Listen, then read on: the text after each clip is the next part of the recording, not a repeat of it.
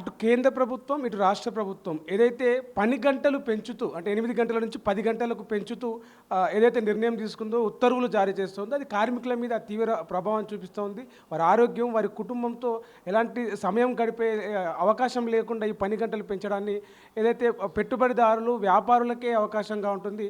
వాళ్ళకే లాభదాయకం. కార్మికులుగా, వేతన జీవులుగా వాళ్ళపైన భారీ ఒత్తిడి పడుతుందని చెప్పేసి ఈ కార్మిక సంఘాల నాయకులైతే చెప్తున్నారు. మనతో పాటు సిఐటియు రాష్ట్ర ఉపాధ్యక్షులు వీరయ్య గారు ఉన్నారు. వీరయ్య గారితో మాట్లాడదాం. సార్, ఈ 10 గంటల పని సమయాన్ని పెంచడాన్ని మీరు ఎట్లా చూస్తారు? 8 గంటల పని కోసం వందల మంది, వేలాది మంది పోరాటం చేసి 8 గంటల పని దినాన్ని సాధించుకున్నారు. దాన్ని ఇప్పుడు 10 గంటలకు పెంచుతూ అటు మోడీ ప్రభుత్వం కావచ్చు, కేంద్ర ప్రభుత్వం, రాష్ట్ర ప్రభుత్వాలు నిర్ణయాలు తీసుకుంటున్నాయి. మీరేమంటారు? కేంద్రంలో మోడీ ప్రభుత్వం కార్మిక చట్టాలను రద్దు చేసిందే ఇందుకోసం. పెద్ద పెద్ద పారిశ్రామికవేత్తలు, వాణిజ్యవేత్తలు వాళ్ళ ప్రయోజనాల కోసం, వాళ్ళ లాభాల కోసం కార్మికుల చేత బానిస చాకిరీ చేయించుకోవడానికి ఇప్పటి వరకు ఉన్న కార్మిక చట్టాలు అడ్డంగా ఉన్నాయి, ఆటంకంగా ఉన్నాయి. అందుకని వాటిని రద్దు చేసి కోరలు పీకేసి లేబర్ కోడ్స్ అని చెప్పి ఒక 4 రంగంలోకి తెచ్చింది. ఇది కార్మికుల హక్కులను కాలరాయటమే. 200 సంవత్సరాలు కార్మికులు కొట్లాడి సాధించుకున్న హక్కుల్ని కాలరాచారు. ఇప్పుడు బాధాకరమైన విషయం ఏంటంటే బీజేపీనా కాంగ్రెస్ అనే తేడా లేకుండా పోయింది. బీజేపీ, కాంగ్రెస్, టీడీపీనా జనసేన అనే తేడా లేదు. వీళ్ళందరికందరూ కూడా పెట్టుబడిదారుల ప్రయోజనాలు, వ్యాపారస్తుల ప్రయోజనాలనే చూస్తున్నారు తప్ప కార్మికుల జీవితాల గురించి పట్టించుకోవట్లేరు. 8 గంటల పని దినాన్ని ఇప్పుడు 10 గంటల వరకు పని చేయించుకోవచ్చు, 12 గంటల దాకా కూడా పని చేయించుకోవచ్చు అని చెప్పేసి కూడా ఇందులోనే ఉంది. అంటే ఇక కుటుంబంతో, పిల్లలతో గడిపేటువంటి అవకాశం ఉండదు. ఆ తల్లిదండ్రులకు విశ్రాంతి అవకాశం ఉండదు. ఇక కట్టుబానిసలుగా పనిచేయడం తప్ప మరొకట్లేదు. ఆధునిక సమాజంలో కూడా కట్టుబానిసలుగా పనిచేయాల్సిన పరిస్థితి. న్యాయంగా అయితే పని గంటలు ఇంకా తగ్గాలి. ఎందుకు? ఎప్పుడో 100 సంవత్సరాల క్రితం 8 గంటల పనిదినం కోసం పోరాటం జరిగి విజయం సాధించారు కార్మికులు. ఆనాటికున్న శాస్త్ర సాంకేతిక పరిజ్ఞానంతో పోల్చుకుంటే ఆవిరి యంత్రాలు. ఇప్పుడు ఆర్టిఫిషియల్ ఇంటెలిజెన్స్ వచ్చింది, ఇంటర్నెట్ వచ్చింది, ఆధునీకరణ జరిగింది. ఈ శాస్త్ర సాంకేతిక పరిజ్ఞానంతో ఉత్పత్తి కొన్ని 100 రెట్లు పెరిగింది. ఆ 100 రెట్లు ఉత్పత్తి పెరిగిన లాభాలన్నీ పెట్టుబడిదారులే దండుకుంటున్నారు. మరి అందులో కార్మికులకు కూడా ఆ బెనిఫిట్స్ ఉండాలి కదా. నూతన శాస్త్ర సాంకేతిక పరిజ్ఞానం బెనిఫిట్స్ అనుభవించే హక్కు కార్మికులకు కూడా ఉంది కదా. అందుకే ఇంటర్నేషనల్ లేబర్ ఆర్గనైజేషన్ కూడా 6 గంటల పని దినం ఉండాలి అని చెప్తా ఉంది. ఇప్పుడు 6 గంటల పని దినం చేయాల్సింది పోయి ఏకంగా 10 గంటలు, 12 గంటలు. ఇది దారుణం. పైగా రేపు 9వ తేదీన దేశవ్యాప్తంగా కార్మికులు సమ్మె చేయబోతున్న సమయంలో ఇలాంటి జీవోలు ఇవ్వడం అని అంటే ఏం చేస్తారో చేసుకోండి, మేము చేసేది చేస్తామనేటువంటి బరి తెగించి పోయేటువంటి పద్ధతిది. కార్మికులు దీన్ని ప్రతిఘటించక తప్పదు, ప్రతిఘటించి తీరుతారు. ఈ పని గంటలు పెంచడం వల్ల కార్మికుల మీద ఏదైతే వేతనం మీద ఆధారపడి రకరకాల సంస్థల్లో పనిచేసే వాళ్ళు ఎవరైతే ఉన్నారో వాళ్ళ ఆరోగ్యం మీద, వాళ్ళ కుటుంబ వ్యవస్థ మీద ఎలాంటి ప్రభావం చూపిస్తుంది? ఇప్పుడు 10 గంటల పని 12 గంటల దాకా కూడా తీసుకోవచ్చు అని చెప్పేసి అన్న తర్వాత ఎవరు 12 గంటలు తీసుకుంటారు తప్ప ఇక 10 గంటల దగ్గర కూడా ఆగరు. ఇప్పుడు జరిగేది ఏంటి? పనికి పోవడానికి ఇంట్లో నుంచి 2 గంటల ముందు బయలుదేరాలి.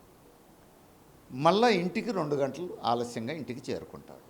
అంటే డేలో మొత్తం 16 గంటలు పోయిన తర్వాత ఇక నిద్రపోయే సమయమే తప్ప ఇంట్లో నుంచి పనికి బయలుదేరేటప్పుడు పిల్లలు నిద్రపోయి ఉంటారు, మళ్ళీ ఇంటికి పోయేటప్పటికే పిల్లలు నిద్రపోయి ఉంటారు. అంటే ఇక కుటుంబ జీవితం లేదు, భార్యాభర్తలు కూడా సుఖంగా జీవించేటువంటి అవకాశం తక్కువ, విశ్రాంతి లేదు, విరామం లేదు, ఇతరత్ర యాక్టివిటీస్, సాంస్కృతిక కార్యక్రమాలకు అవకాశం ఉండదు, ఆరోగ్యాలు దెబ్బతింటాయి, డాక్టర్ దగ్గరికి పోయి డాక్టర్ సలహాలు పాటించే అవకాశం ఉండదు. అంటే కుటుంబ జీవితం దెబ్బతింటుంది, అది సాంఘిక సామాజిక పరిస్థితుల మీద ప్రభావం చూపిస్తుంది, పిల్లల భవిష్యత్తు మీద ప్రభావం చూపిస్తుంది, తల్లిదండ్రుల ఆరోగ్యం మీద ప్రభావం చూపిస్తుంది. అంటే ఇన్ని రకాల దుష్ప్రభావాలకు బలవుతూ బానిసల్లాగా పెట్టుబడిదారుల కోసం పనిచేయమని మోడీ ప్రభుత్వం చెప్తుంది, ఇక్కడ రేవంత్ రెడ్డి ప్రభుత్వం చెప్తుంది, అక్కడ చంద్రబాబు నాయుడు ప్రభుత్వం చెప్తుంది. దీన్ని ఎట్లా అంగీకరిస్తారు కార్మికులు? అదనంగా పని గంటలు పనిచేస్తే దాన్ని ఓటీ కింద కట్టిస్తాం, దానికి అదనపు పనికి అదనపు డబ్బులు కట్టిస్తామని చెప్తున్నారు కదా. మీరు చూడండి, ఇప్పటికే హైదరాబాదు చుట్టూ ఉన్న పరిశ్రమల్లో చూడండి 12 గంటల పనిదినం రంగంలోకి వచ్చింది. చట్టం మారకముందే ప్రభుత్వం నుంచి ఏ ఆదేశం లేకుండానే అనధికారికంగా 12 గంటల పని విధానం వచ్చేసింది. కాంట్రాక్టీకరణ వచ్చేసింది. వలస కార్మికులతో చాకరీ చేయించుకుంటున్నారు. ఎవరిస్తున్నారండి ఓటీ?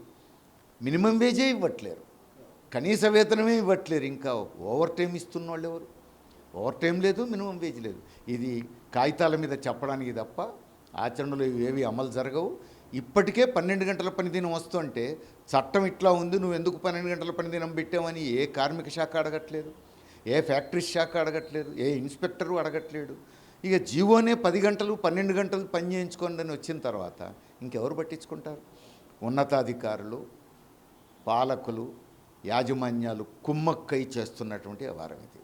ఇది కార్మికులు ఐక్యంగా తిప్పికొట్టడం తప్ప దీనికి ఇంకో మార్గమే లేదు. అంటే ఏదైతే అప్పుడు వామపక్షాలు ఎర్ర జెండా పని గంటల కోసం చేసిన పోరాటం ఏదైతే ఉందో మళ్ళీ అలాంటి పోరాటాన్ని నిర్మించబోతున్నారా? కార్మిక సంఘాల తరపున, సిఐటి తరపున మళ్ళీ కార్మికులను ఎట్లా మీరు చైతన్యపరచబోతా ఉన్నారు? ఎలాంటి కార్యక్రమాలు తీసుకుంటారు? ఒకప్పుడు 8 గంటల పనిదినం కోసం పెద్ద ఎత్తున పోరాటం జరిగింది. కార్మికులు త్యాగాలు చేశారు. ప్రపంచ కార్మిక వర్గానికి కొన్ని హక్కులు వచ్చినాయి. ఇప్పుడు 6 గంటల పనిదినం కోసం కొట్లాడాల్సిన సమయం. అలాంటి సమయంలో 8ని కాస్త 10, 12 గంటలు చేస్తున్నారు. కాబట్టి ఈ పని గంటల పెంపుదలకు వ్యతిరేకంగా ఖచ్చితంగా దేశవ్యాపితంగా ఉద్యమం ఉధృతం అవుతుంది. పాలకుల మెడలు వంచేంత వరకు ఈ పోరాటం ఆగదు. ఒకవైపు యూరోపియన్ దేశాలు 6 గంటల పని విధానాన్ని అమలు చేయాలి, ఉత్పత్తి పెంచాలి, ఉపాధి పెంచాలి అనే దిశగా ఆలోచిస్తుంటే భారతదేశంలో పని గంటలు పెంచుతూ ఉపాధిని అంటే తక్కువ మందికి ఇచ్చేలాగా చేస్తున్న నిర్ణయాలని ఎట్లా తీసుకుంటారు మీరు? ఎట్లా? ఐరోపా దేశాలు, ఆసియా దేశాలనే తేడా ఏం లేదండి. పెట్టుబడిదారులే ప్రభుత్వాన్ని కంట్రోల్ చేస్తున్న ప్రతి చోట ఈ పద్ధతే వస్తోంది. ఇప్పుడు ఈ అణచివేతే వస్తోంది. ఈ బానిస చాకరీ చేయించుకుంటున్నారు. మనకు ఎర్రజెండా పాలనలో ఉన్న దేశాల్లో మాత్రమే 8 గంటల పని దినం పక్కా అమలు జరుగుతోంది. కార్మికుల శ్రేయస్సు, కుటుంబం, వాళ్ళ కష్టసుఖాలన్నీ కూడా ప్రభుత్వం గ్యారంటీ చేస్తోంది. కనీస వేతనాలే కాదు, వాళ్ళు గౌరవప్రదమైన జీవితం గడపడానికి అవసరమైన వేతనాలు ఇస్తున్నారు. అది కేవలం ఎర్రజెండా రాజ్యాల్లోనే జరుగుతుంది. ఎక్కడెక్కడ ప్రభుత్వాలను పెట్టుబడిదారులు కంట్రోల్ చేస్తున్నారో అక్కడల్లా ఈ పద్ధతుల్లోనే బానిస చాకరీ చేయించేందుకు ఒత్తిడి చేస్తున్నారు. ఎలాంటి కార్యక్రమాలు తీసుకోబోతాను? నిరసన కార్యక్రమాల, ధర్నాల, సమ్మెన, హర్తాల, రైలు రోకోల ఎలాంటి కార్యక్రమాలు తీసుకొని మళ్ళీ మీరు అందరూ కూడా 8 గంటల పని విధానాన్ని, 6 గంటల పని విధానాన్ని కంటిన్యూ చేసేందుకు సాధించుకోవడం కోసం ఏం చేయబోతున్నాం? ఇప్పుడు జూలై 9వ తేదీన దేశంలో ఉన్న అన్ని ట్రేడ్ యూనియన్లు ఒక వేదిక మీదకి వచ్చి దేశవ్యాప్త సమ్మెకు పిలుపునిచ్చినాయి. ఈ సమ్మెకు ముందే వీళ్ళు ఈ రూపంలో ఆదేశాలు జారీ చేయడం అంటే ఒక సవాల్ విసురుతున్నారు. ట్రేడ్ యూనియన్ ఉద్యమానికి సవాల్ విసురుతున్నారు. ఎర్రజెండాకు కూడా సవాల్ విసురుతున్నారు. ఏం చేస్తారో చేసుకోండి అని చెప్పడమే తప్ప ఇంకొకటి కాదు. కాబట్టి జూలై 9 సమ్మె పకడ్బందీగా, పర్ఫెక్ట్గా, సంపూర్ణంగా జయప్రదం చేసే ప్రయత్నం జరుగుతుంది. ఆ సమ్మె తర్వాత కూడా ప్రభుత్వాలు దిగి రాకపోతే ఆ తర్వాత ఉద్యమాన్ని మరింత సమరశీలమైన ఉద్యమంగా మార్చాల్సి వస్తుంది. పికెటింగ్ల వైపు కూడా పోవాల్సి వస్తుంది. ప్రభుత్వం ఇట్లానే మొండిగా ఉంటే కార్మికులు ఏమీ కళ్ళు మూసుకొని కూర్చోరు, వీధుల్లోకి వస్తారు, తిరగబడతారు అనేది మాత్రం ప్రభుత్వం దృష్టిలో పెట్టుకోవాలి. అసలైన తొలి వెలుగు. ఫాలో వాట్సాప్ @తొలి వెలుగు official.